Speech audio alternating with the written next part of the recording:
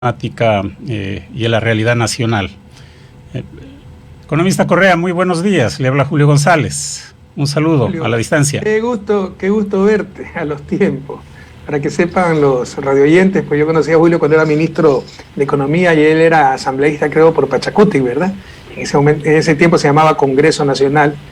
Y bueno, con gente de buena fe siempre uno se entiende. Entonces, pasamos alguna ley muy importante, creo, para beneficio de la Amazonía, con aportes tuyos. Recuerdo que se trabajó muy fluidamente. Entonces, un gusto verte.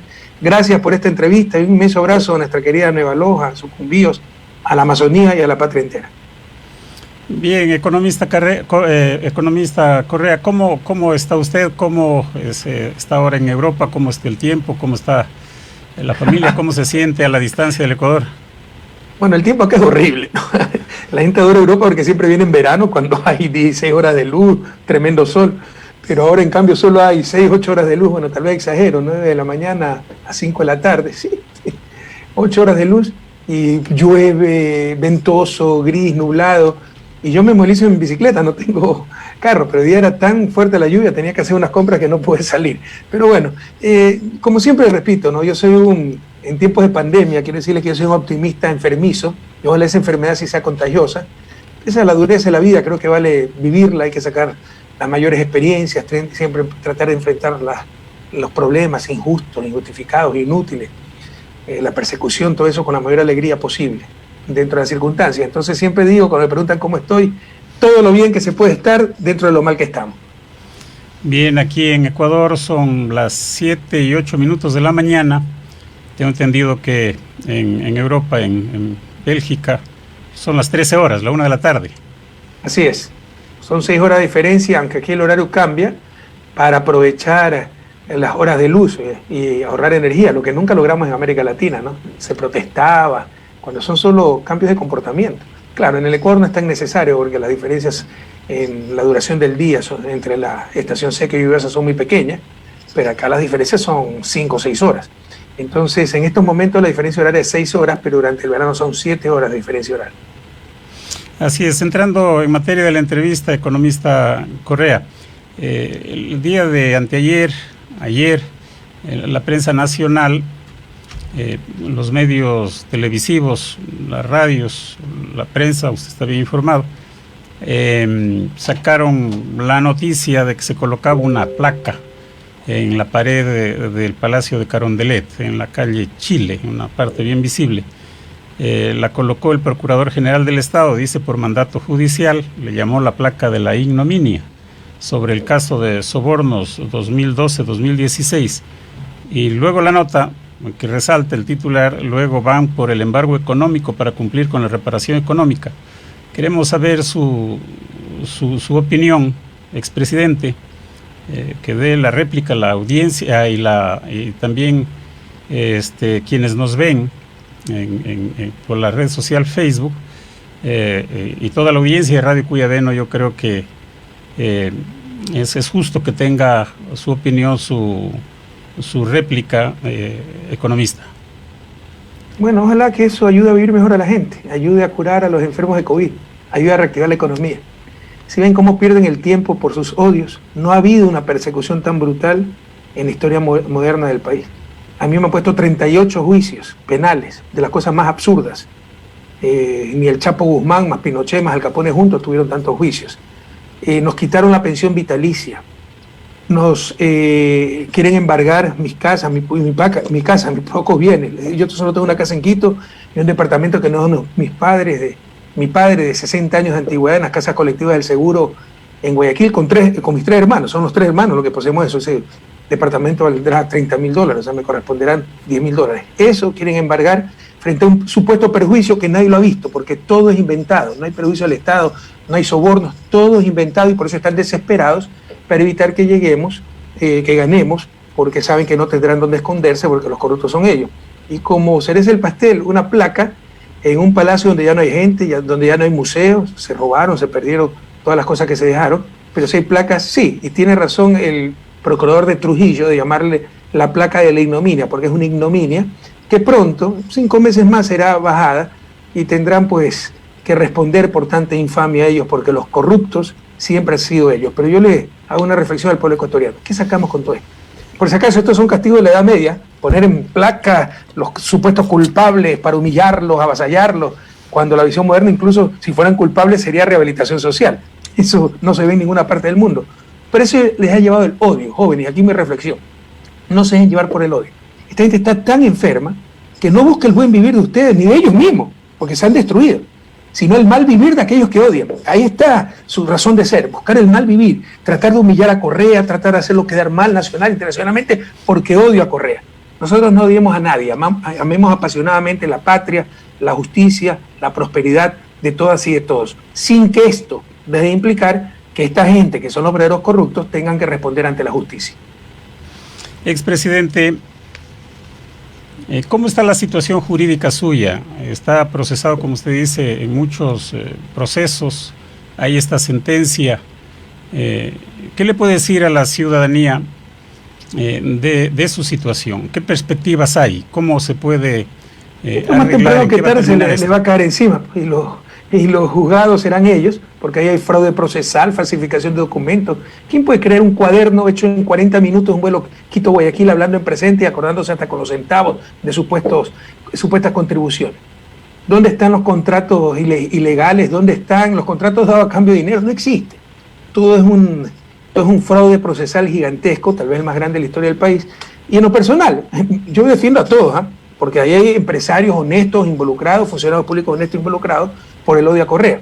Pero en mi caso, lea la sentencia, se la leo si quiere, para que vean lo ridículos que son. ¿Usted cree que si fuera culpable me tendrían que acusar de influjo psíquico? Aunque no lo crean, eso dice. Primero, la sentencia es un postulado político. ¿Qué jueces imparciales van a hacer esto? Todo esto a nivel internacional lo vamos a arrasar. Mire lo que dicen los jueces. El procesado Rafael Correa Delgado ejerció sus funciones como presidente constitucional de la República del Ecuador 2007-2017 con un poder total concentrado en sus manos, a manera de un autócrata. Esto es, controlando las 5 funciones del Estado ecuatoriano: ejecutiva, legislativo, judicial, electoral y transparencia. ¿Qué argumento judicial es esto? Esto es un argumento puramente político, porque le gané todas las elecciones. Luego dice, ¿no? Resultó incontrovertible las pruebas evacuadas para determinar que el procesado Rafael Correa Delgado hizo surgir sobre un grupo de personas, específicamente sobre un grupo de funcionarios públicos de su entera confianza. Como no tienen pruebas, es lo que dice, pero parece mentira. Aquí está, se lo enseño. Página 384, una sentencia de 613 páginas. Dice, sobre un grupo de funcionarios públicos de su entera confianza, mediante un influjo psíquico. Yo soy parapsicólogo ahora. Entonces, cuando no tienen pruebas, más tarde lo quieren acusar a usted, Julio, de algo, lo acusan de influjo psíquico porque no tienen pruebas. Y el influjo psíquico debe probarse también. Te puede influir sobre un adolescente, sobre alguien débil de voluntad para que cometa un crimen, un menor de edad. Pero influir sobre ministros, sobre secretarios de Estado, sobre expertos en derecho constitucional, esto es un absurdo. Bueno, con un influjo psíquico, la resolución de realizar el injusto cohecho propio agravado. Cohecho agravado es cuando, además de dar contratos a cambio de dinero, sean contratos ilegales. ¿Dónde están los contratos ilegales? ¿Dónde están los juicios? ¿Y dónde está lo primero? Contratos a cambio de dinero. Todo es una farsa.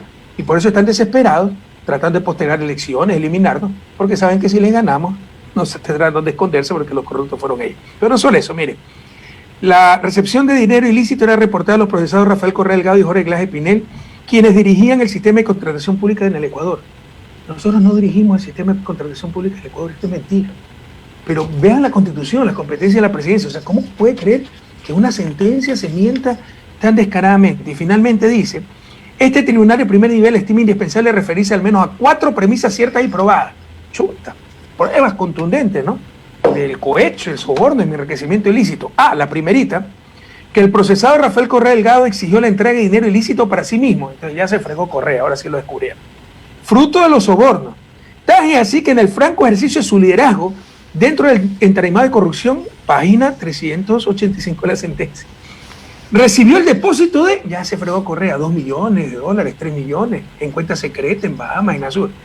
Recibió el depósito de $6.000, en 50 personal, que la mantenía ¿en dónde? En el Banco del Pacífico, Banco del Estado. Eso fue un préstamo del Fondo de Solidaridad que teníamos en la presidencia, que demostré que era de nuestro propio bolsillo, que poníamos para ayudarnos mutuamente, como hacen la vaca en oficina, para obras de solidaridad, la viuda que se le incendió la casa, cuestiones así. Bueno, de ahí presto $6.000 porque estaba sobregirado, lo deposito en mi cuenta personal, en el Banco del Pacífico, Banco del Estado, pago hasta el último centavo. Todo eso está aprobado, están los testimonios de mi asistente diciendo que esto era un fondo de la presidencia. Todo esto lo negaron, dijeron que era fruto de los sobornos.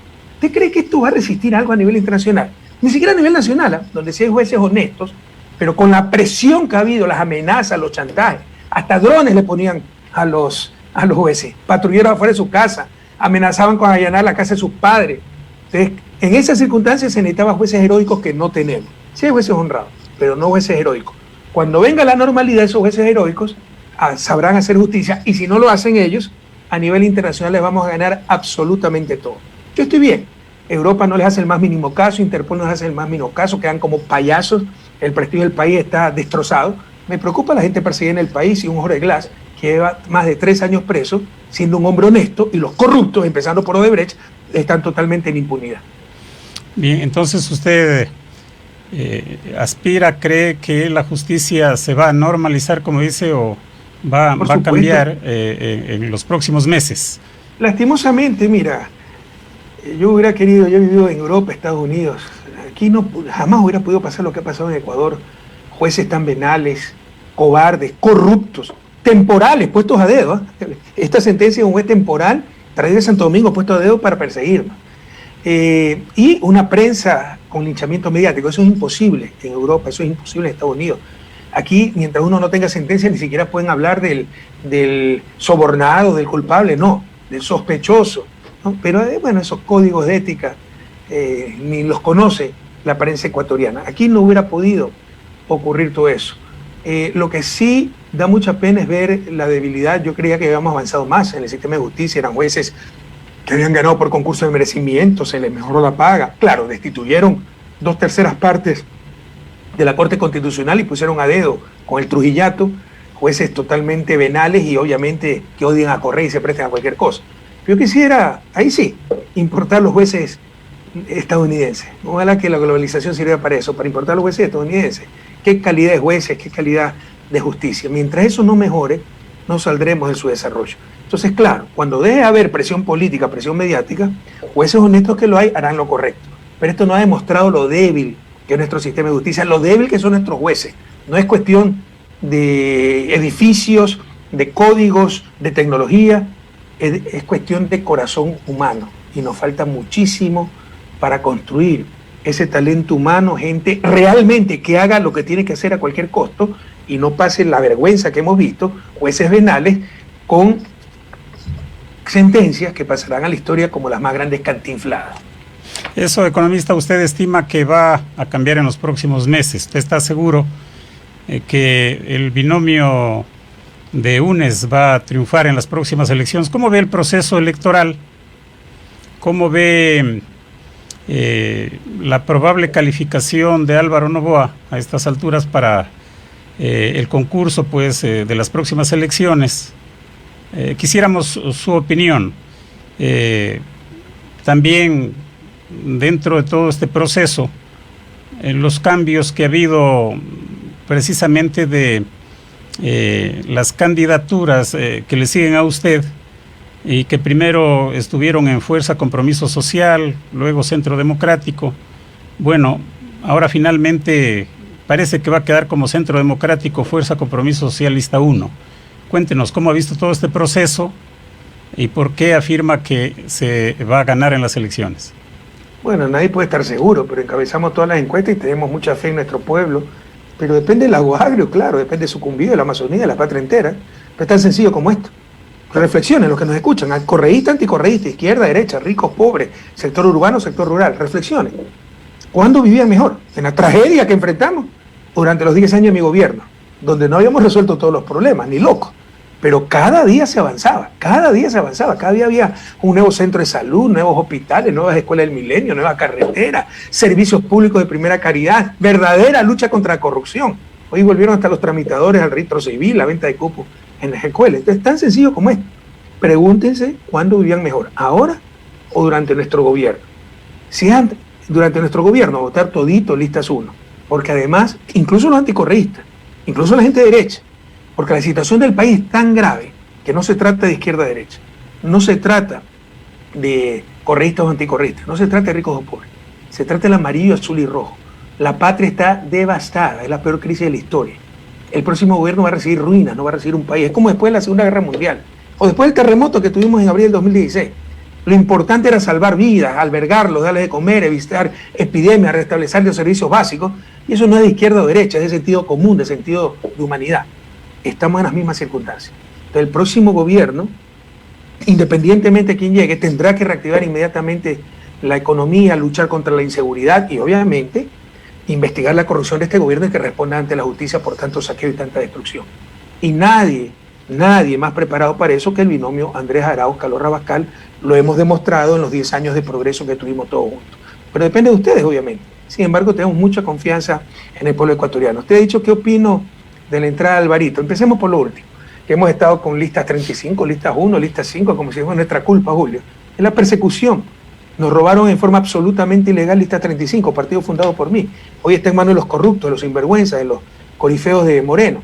3 veces, siendo la principal fuerza política, tratamos de inscribirnos como Revolución Ciudadana. No porque es el lema de Alianza País, Revolución Alfarista. No que Alfaro no era de izquierda, cuando el liberalismo en esa época era el progresismo. Como Movimiento Acción Acuerdo Nacional, Maná, nos resucitaron otra directiva para generar conflicto.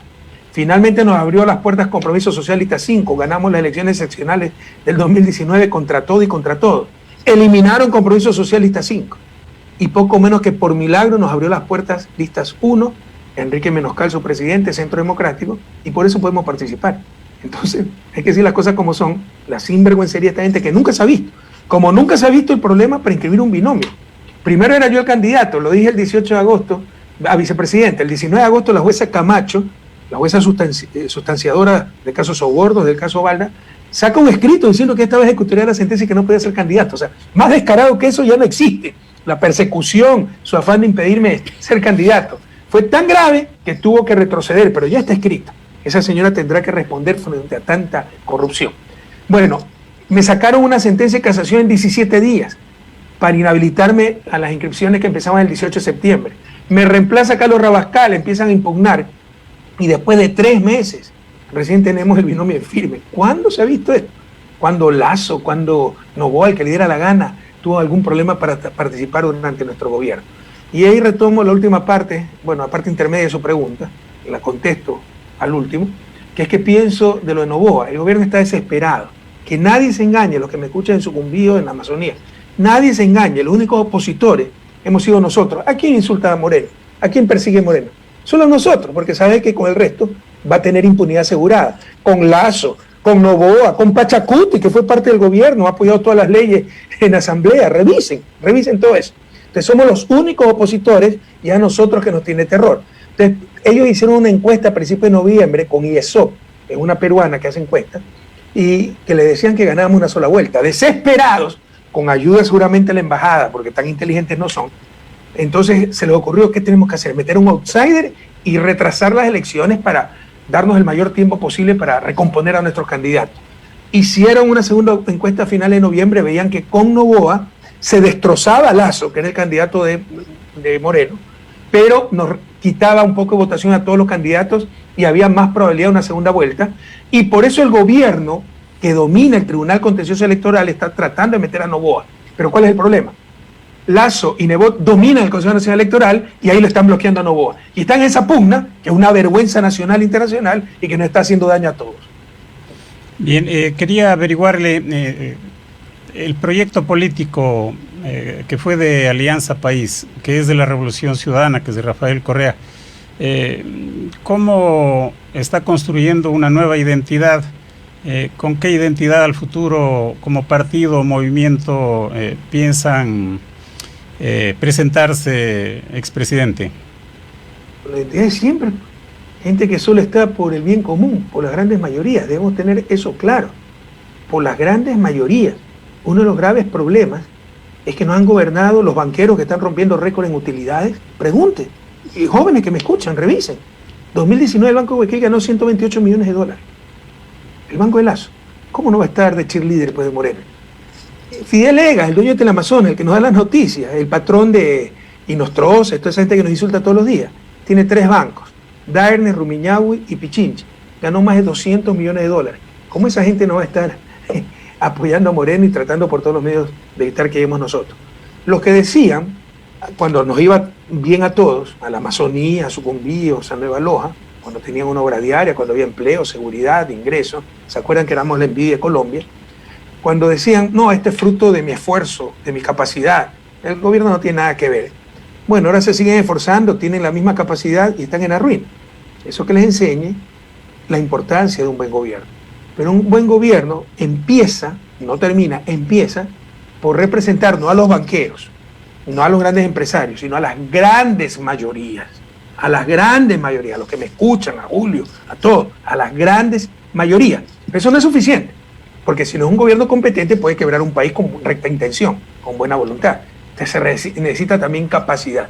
Y creo que la Revolución Ciudadana ha demostrado con suficiencia todo eso, que representamos a las grandes mayorías.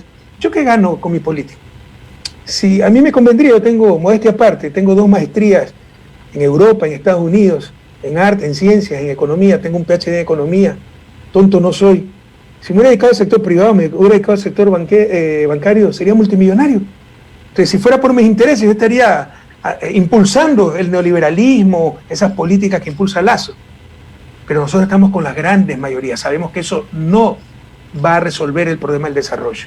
Pero lo que más nos convendría personalmente, por nuestra capacidad, es estar con ellos. Nosotros estamos con ustedes, con las grandes mayorías. Pero no es suficiente, hay que saber, ¿no? Hay que conocer. Y hemos demostrado de sobra que estamos siempre con las grandes mayorías y sabemos lo que hay que hacer. Si no, verifiquen cómo se transformó la Amazonía y el Ecuador entero del 2007 al 2017 durante nuestro gobierno. La intención también era averiguarle cómo se va a configurar un partido político con un membrete y una identidad. Ahora, claro, lo que más identifica es al correísmo. La población se guía por dónde está el correísmo. Decíamos, Revolución Ciudadana no les permitieron tener ese nombre. Va, como en otros países, a continuar la identidad como correísmo, como lo hace en Argentina el peronismo. En ese sentido, expresidente, la pregunta. A mí nunca me gustó el nombre correísmo, porque es personalizar un proyecto que es de todos y es del presente y del futuro. Yo no soy nada, soy un compañero más. Pero lastimosamente, pues así nos llamó cierta prensa odiadora. Y bueno, entonces la mejor manera de recoger esta identidad, más aún cuando nos robaron Alianza País, nuestra referencia, es el correísmo. Pero soy el primero en estar contra ese nombre. Ojalá pronto encontremos otro nombre. Pero tú dices, ¿cómo se proyecta? Nosotros tenemos la esperanza de que si con la bendición de Dios y el apoyo del pueblo ecuatoriano ganamos estas elecciones, y ojalá que no nos equivoquemos, porque puede ser la última oportunidad, ¿no? El país está en la más grave crisis de su historia. Recuperemos también Alianza País, que nos la robaron ilegalmente. Pero ahora tenemos que hablar de trabajo, futuro, dignidad, que es lo que necesita urgentemente en nuestro país. Trabajo, la economía. Pero tú hablabas al inicio, vamos a hablar temas de coyuntura, esa es la coyuntura. O sea, la crisis económica, la falta de trabajo, la inseguridad. Pero resolviendo esos problemas tenemos que ir a la estructura, al futuro, que es la falta de formación, mejora de educación, ciencia, tecnología, las claves del futuro. Ese es el futuro. Y dignidad, que significa que la gente, por humilde que sea, por pobre que sea, todos tenemos derecho a una salud, educación de calidad. Todos tenemos derecho a una buena vida. Entonces ese es nuestro mensaje. Trabajo, futuro y dignidad para todas y todos, a recuperar juntos ese futuro. Así es, expresidente, esta segunda parte. Quería justamente en la entrevista aprovechar de su experiencia, de su capacidad de análisis de la situación, de la realidad nacional. ¿Cómo ve usted la situación del COVID, de la pandemia, sí, en el mundo, en América Latina y particularmente en el Ecuador? Las perspectivas, ¿cómo ve usted? ¿Cómo se debe manejar esto? ¿Y qué es lo que puede prever para los próximos meses y años aquí en Ecuador? Bueno, adivino no soy, no es siempre que los economistas nos metemos a hacer proyecciones, quedamos mal. Dicen que los economistas fueron inventados para consolar un poco a los meteorólogos, ¿no? Porque se equivocaban tanto los meteorólogos que invitaron a otra profesión para que se equivoque también en el futuro. Pero en todo caso, empecemos por el final nuevamente, ¿no? Ecuador. Ecuador ha sido el país que peor ha manejado la pandemia, ahí hay negligencia criminal. Tendrá que investigarse eso, tendrá que responder ante la justicia. No hicieron nada desde que se supo el nuevo virus en Wuhan, China. Y hay cómo comparar. La gente tiene memoria frágil, pero comparen con la gripe porcina del 2009, la H1N1, y verán cómo Ecuador fue el primer país en reaccionar en América Latina. Verán cómo con UNASUR se unieron nuestros ministros de salud en Río de Janeiro, se reunieron, había el Consejo de Salud de UNASUR y tuvimos una estrategia regional. Destrozaron UNASUR por odio. ¿Y qué es lo que hizo Perú? ¿Se acuerdan? Para combatir la pandemia, cuando primero llegó a Ecuador, mover tanques a la frontera para impedir que pasen los ecuatorianos. ¿Sí se dan cuenta el daño que nos han hecho? Pero en todo caso, en diciembre se supo el nuevo virus. Nunca se abastecieron de pruebas. Acuérdense que hasta marzo discutían que venían 2 millones de pruebas y era mentira. Nunca compraron un respirador. Nunca pusieron una sola cama más de cuidados intensivos. Por el contrario, redujeron presupuesto en salud. Votaron miles de servidores de la salud. Acabaron el convenio con Cuba y 400 médicos cubanos regresaron en diciembre. Entre ellos 74 especialistas en epidemias que tanto bien nos hubieran hecho en este momento. Es criminal lo que hicieron. Se sabía que la gente tenía que guardar cuarentena. No prepararon nada. Quédense en su casa y la policía, los militares le dan palo al que sale. ¿Y cómo la gente alimenta a sus hijos? El trabajador autónomo, el que se gana el pan día a día. Todavía hay que establecer cuarentena, pero con apoyo, pues, de cajas de comida a las casas. Y eso, además, reactivaba la economía, porque esa comida se le podía comprar al pequeño agricultor, al pequeño ganadero, a ese lechero que está quebrado porque no respetan el precio de sustentación. Sí ve cómo el Estado tiene capacidad para alcanzar varios objetivos. Cuidar a su población frente a la pandemia y reactivar la economía. ¿Y de dónde venía la plata? De las utilidades extraordinarias que están ganando algunos sectores, como se ha hecho en todas partes del mundo, o de algunos financiamientos que sí se han conseguido, pero se utilizó hasta para pagar anticipadamente deuda. Prohibido olvidar. Eso con respecto a Ecuador. Aquí hay negligencia criminal, y también la corrupción que saltó durante la pandemia, que se habían repartido los hospitales, estaban desabastecidos, medicinas con sobreprecio, hasta las fundas de cadáveres con sobreprecio. Eso tendrán que responder ante la justicia.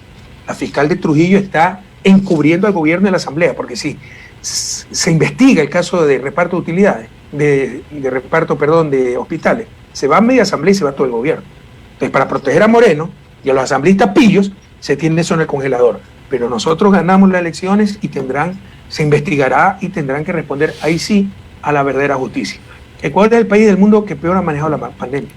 Las cifras están subregistradas. 14.000 muertos, no, son más de 37.000. Es tan sencillo como esto. Hagan el ejercicio. Vean, y esto es base de datos pública, entra en el registro civil, las muertes de marzo a diciembre del 2017, 2018, 2019, y saquen la diferencia con el 2020. Y verán que son 37.000 muertes más. Y eso es el COVID.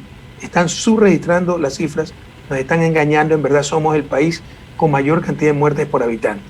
Dicho esto, Ecuador, es innegable que hay una pandemia. Y ojalá esta durísima prueba para toda la humanidad nos haga un mundo mejor.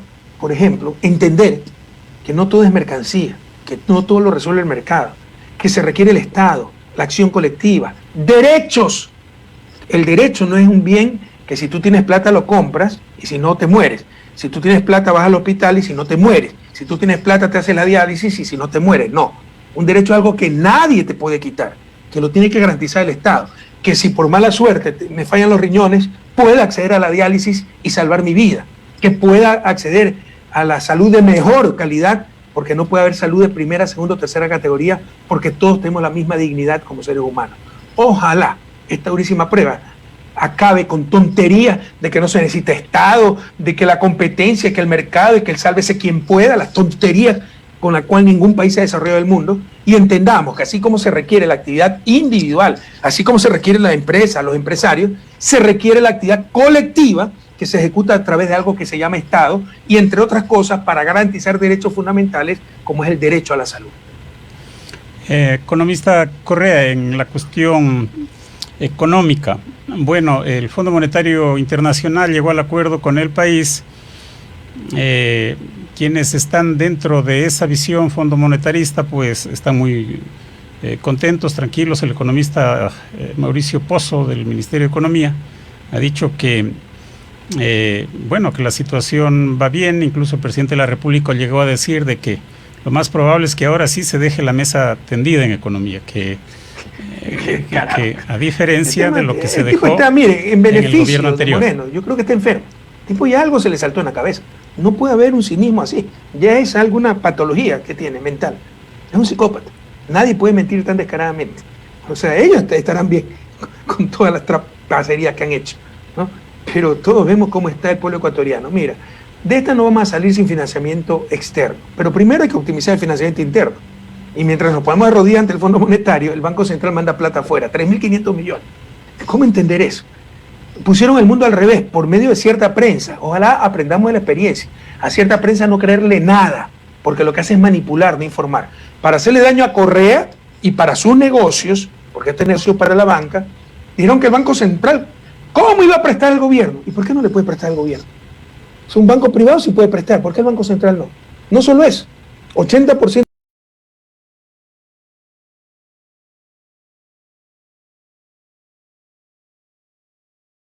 no es el acuerdo con el Fondo Monetario, liberar precios de combustible, flexibilización laboral. Eso es inaceptable.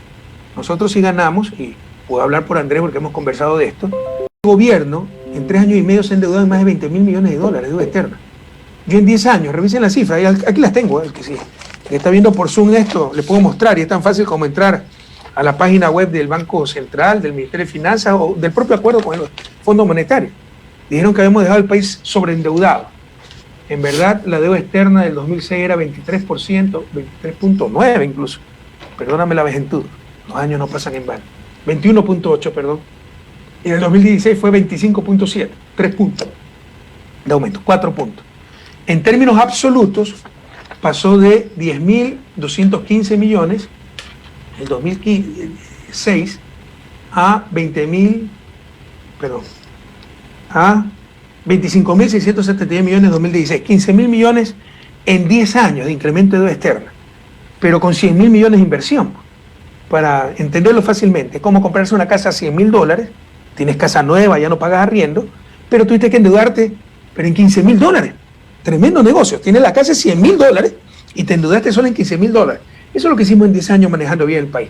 100.000 millones de inversiones, y todos lo pueden ver, la troncal amazónica, el Centro de Atención Ciudadano en Nueva Loja, el nuevo puente sobre el río Aguarico, que era obra del Consejo Provincial, y en lugar de querer meter preso al prefecto, que además era de una lista opositora, dicho sea de paso, ponernos a llorar, lo apoyamos para acabar ese puente, el ECU 911, el parque ecológico, el nuevo hospital, tantas y tantas cosas. Esos son los 100.000 millones de inversión contra 15.000 millones en deuda, ¿no? Agárrense de la silla. En 3 años y medio este tipo se endeudó de más de 20.000 millones y no ha puesto un adoquín. ¿Dónde se dio esa plata? Afuera. Entonces eso es lo que está pasando. De nada nos sirve que nos preste el Fondo Monetario si por un lado entra la plata, es como una transfusión de sangre, pero por otro lado no cierra la herida y se sigue desangrando el enfermo. Al final, ese enfermo va a morir desangrado, ¿no? Y nos vamos a quedar más aún con la deuda, la familia se va a quedar con la deuda de la pinta de sangre, porque no cerraron la herida. Este gobierno está permitiendo la fuga de capitales. Los banqueros están sacando plata fuera del país, hay cerca de 30.000 millones de dólares, mientras nos estamos endeudando más. Entonces, todo eso es lo que hay que cambiar. Sí, acceder a financiamiento internacional, incluso el Fondo Monetario, en posición soberana, pero sobre todo, evitando la fuga de capitales. Que esa plata, deuda de todo el Ecuador, quede para reactivar la economía ecuatoriana.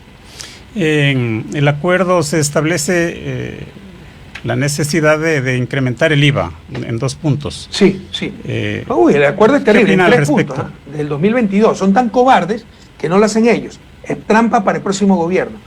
Dicen incrementar IVA 2022, 3 puntos.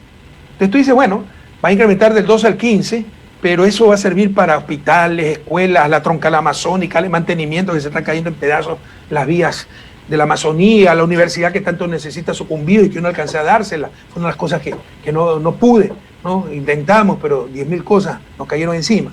Entonces, continuar con vivienda, con centros de salud que todavía faltan, con unidades del milenio, en la educación está la clave para el desarrollo. No es para eso. Porque al mismo tiempo del 2021 el acuerdo establece disminuir 3.000 millones en gasto público por año, permanentemente, 3.000 millones. Eso significa menos carreteras, menos hospitales, menos centros de salud, menos unidades del milenio. ¿Dónde se va esa plata? De nuevo afuera, garantizar pago de deuda. Todo eso tendrá que renegociarse por un gobierno patriota que sepa, el de Andrés Arauz y el de Carlos Rabascal, porque además es tremendamente recesivo. Como te decía, sale la plata y el circulante es como la sangre de la economía, Y si sale la sangre, colapsa la economía, colapsa la dolarización.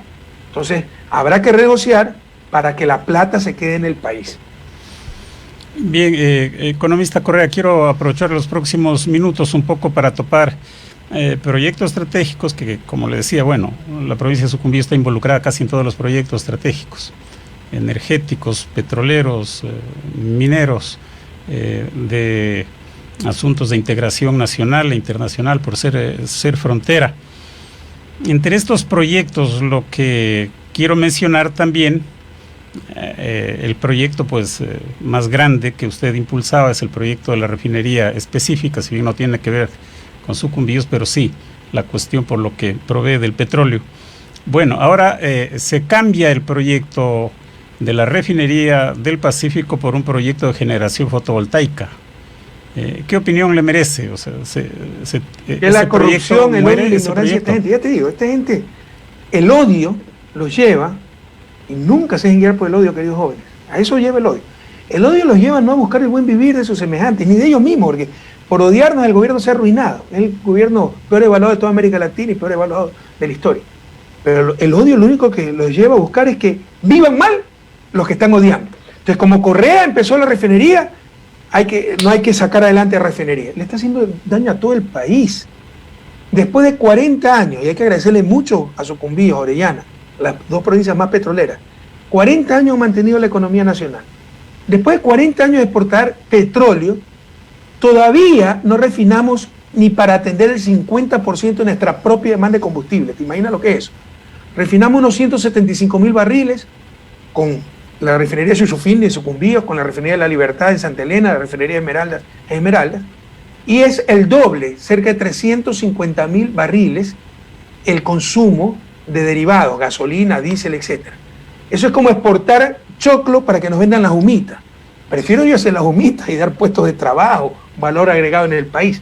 Para eso la refinería del Pacífico, que se requería hace 20 años, se han importado cerca de 50.000 millones de combustible, en combustible. Plata que se fue afuera, cuando se pudo caer del país, por no tener la refinería. No solo eso, con la refinería vamos a exportar combustible, como pasó con las hidroeléctricas. Antes importábamos, ahora exportábamos.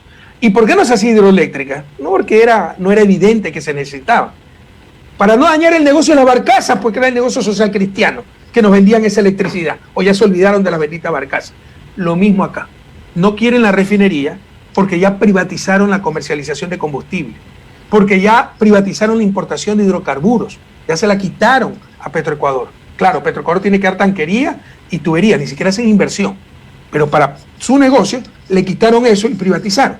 Y si viene la refinería, se les acaba el negocio, porque no vamos a importar sino exportar. Así que a no caer en engaños.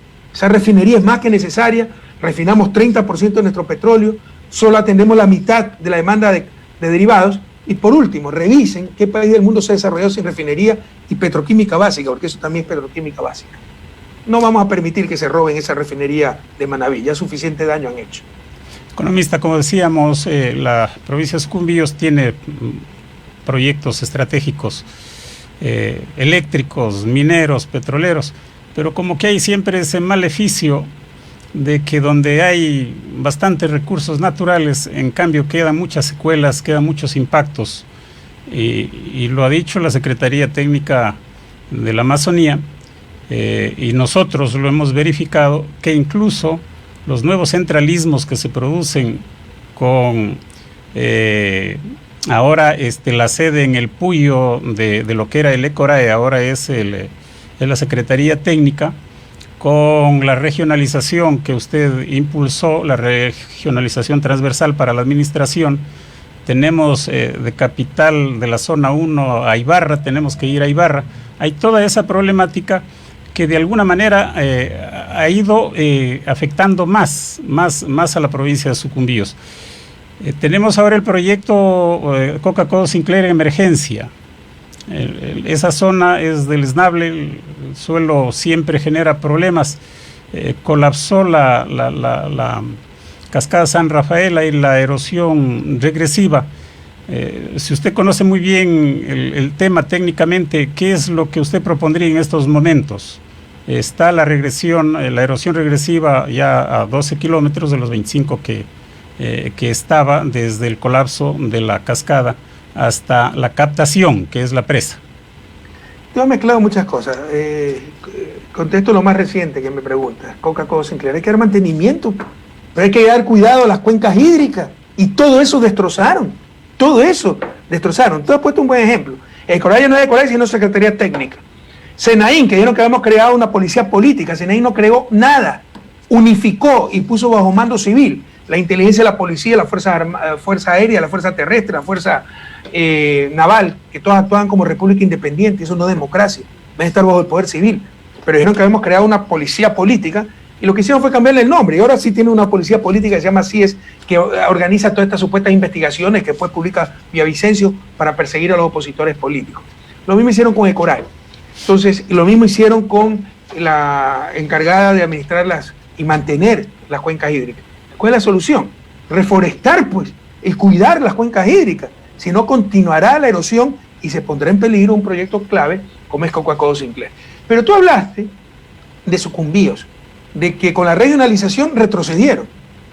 En verdad retrocedieron, Julio. La gente que nos escucha, retrocedieron con nuestro gobierno.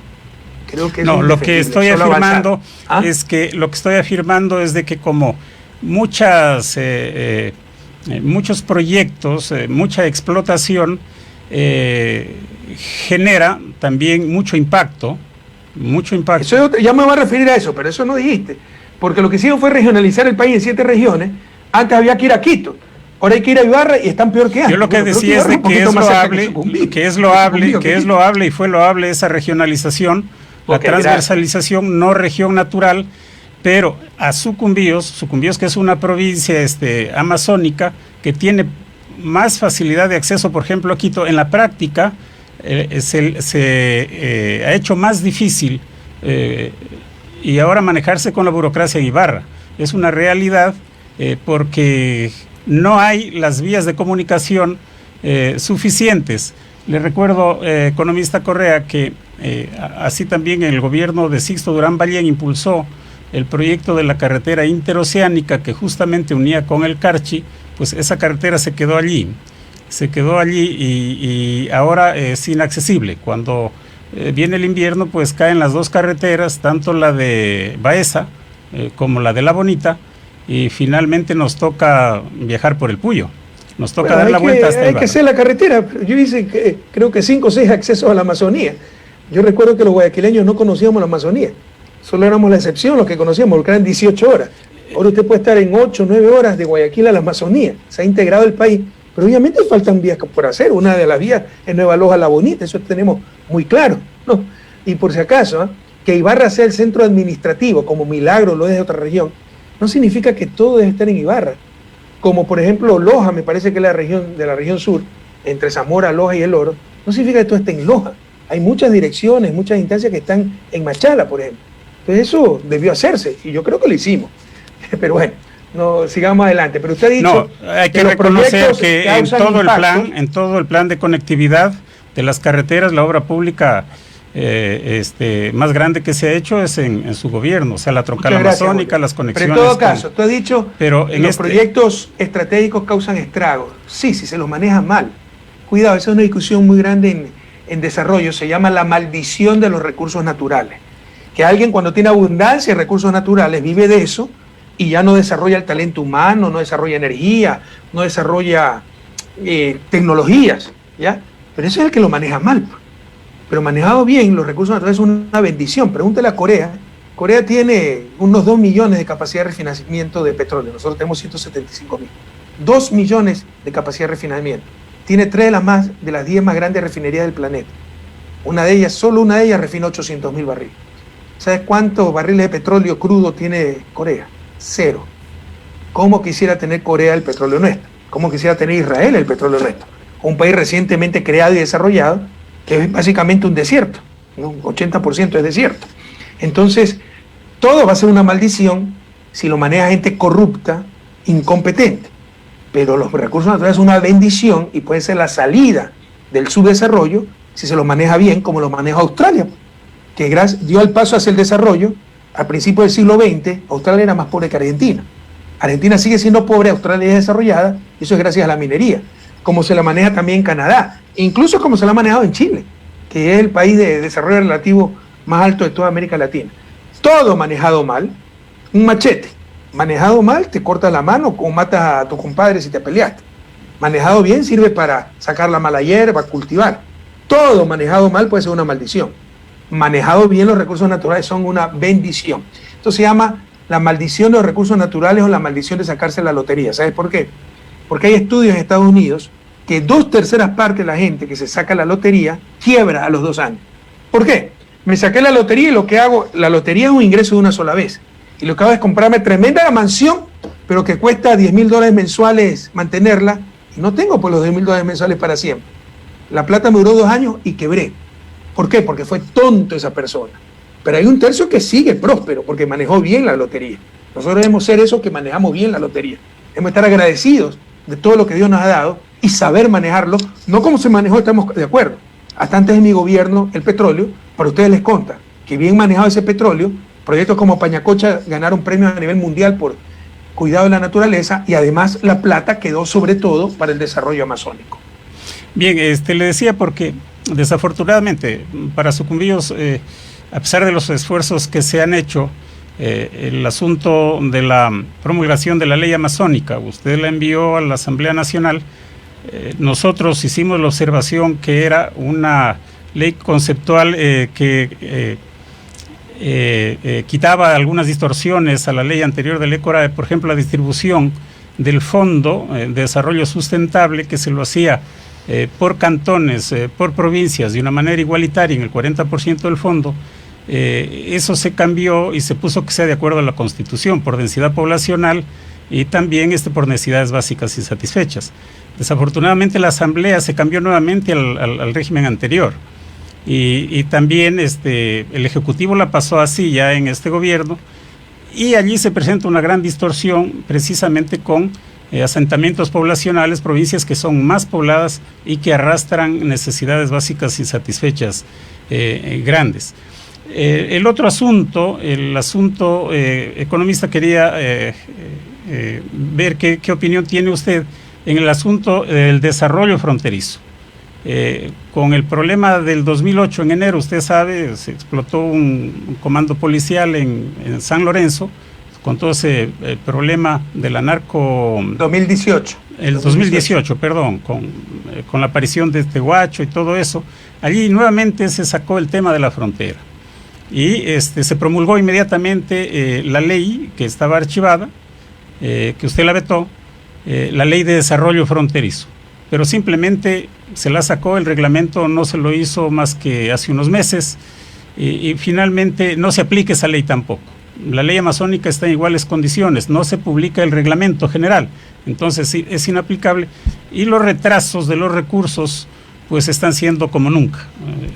Ni siquiera se depositan lo que por ley obligatoriamente debe depositar el gobierno nacional. Entonces hay esa problemática en donde a Sucumbíos se le ha sometido a una situación en la que nuevamente la provincia se ha organizado el año pasado y de una manera totalmente, yo diría, legítima, con todas las autoridades, con las organizaciones de la sociedad civil, exigió el diálogo al gobierno.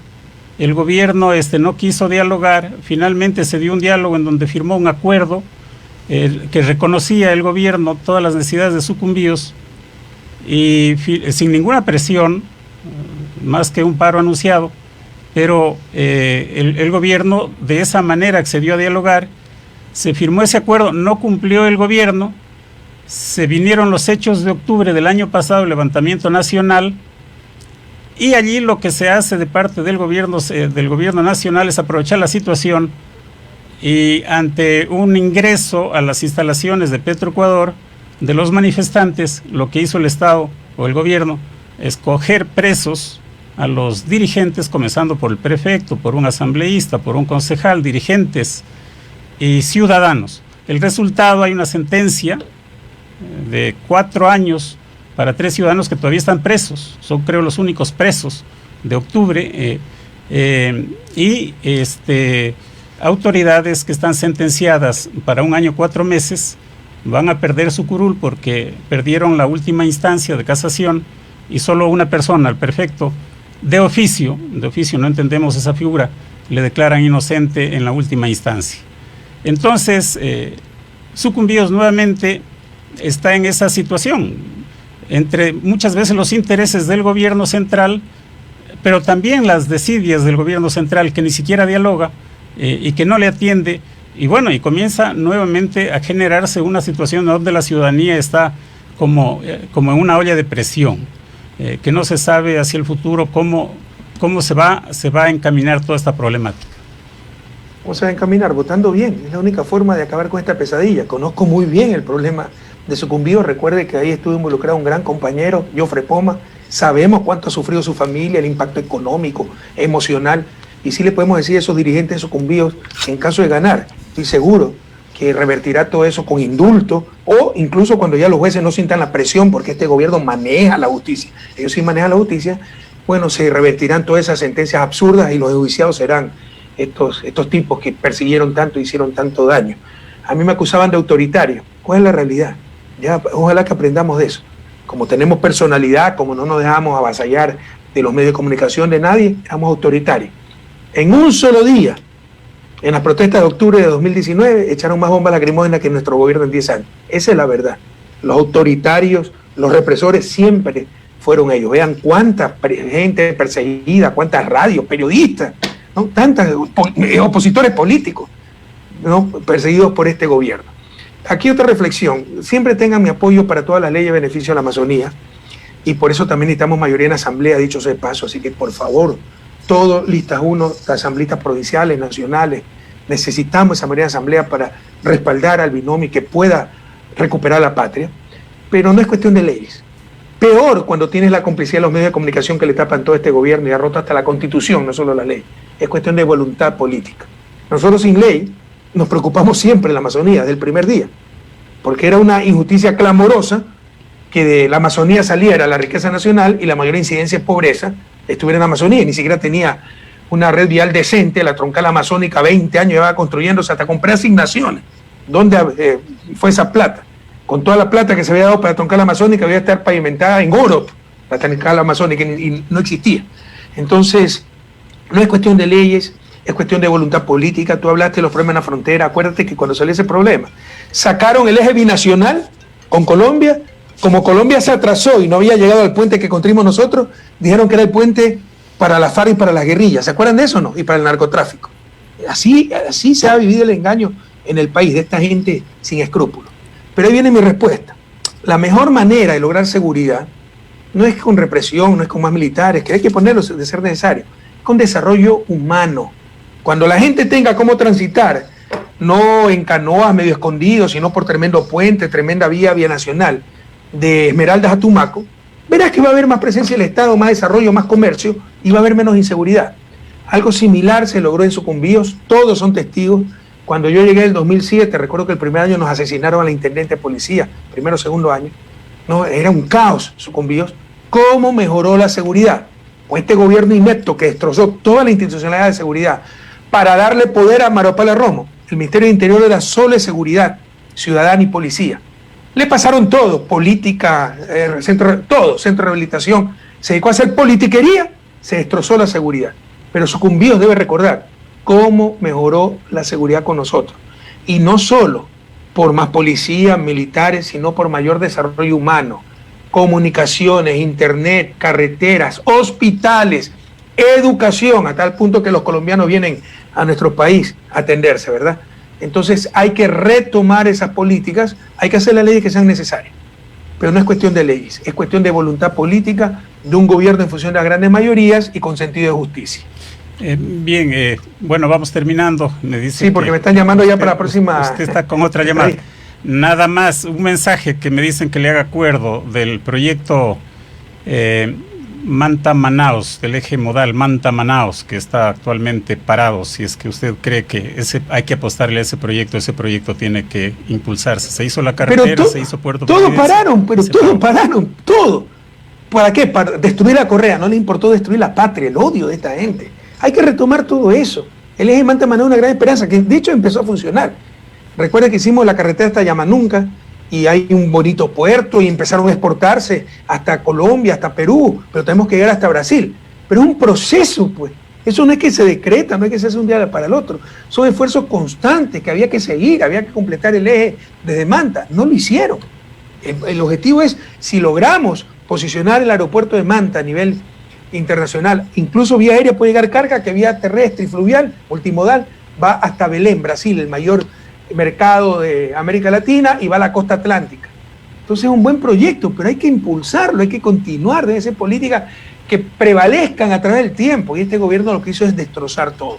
Hay que recuperar la patria, juntos lo vamos a hacer, sucumbió querido. Ya lo hicimos una vez, 2007, acuérdense, todo era el paro binacional, todo era decepción, que no estamos atendidos, inseguridad en la frontera, que el centro que había hecho un alcalde del MPD no se había acabado, que el puente sobre el río Guarico no se había acabado, que el parque ecológico, una promesa, un logro, una conquista, el paro biprovincial, incumplido. Todo lo cumplimos. ¿Cómo avanzamos juntos? Volveremos a hacerlo. Juntos vamos a recuperar la patria este 7 de febrero. A no perder la fe, y que todos, pese a lo duro del momento, pasen una feliz Navidad en compañía de sus familias y tengan la seguridad que si tomamos las correctas decisiones, el próximo año será muchísimo mejor que este año, que tal vez es el más duro de la historia del país. Gracias, Julio. Un fuerte abrazo a Sucumbíos y a la Amazonía entera. Muchas gracias a usted, economista Correa. Una feliz Navidad. Suerte. Y un buen año. Hasta Igualmente. pronto.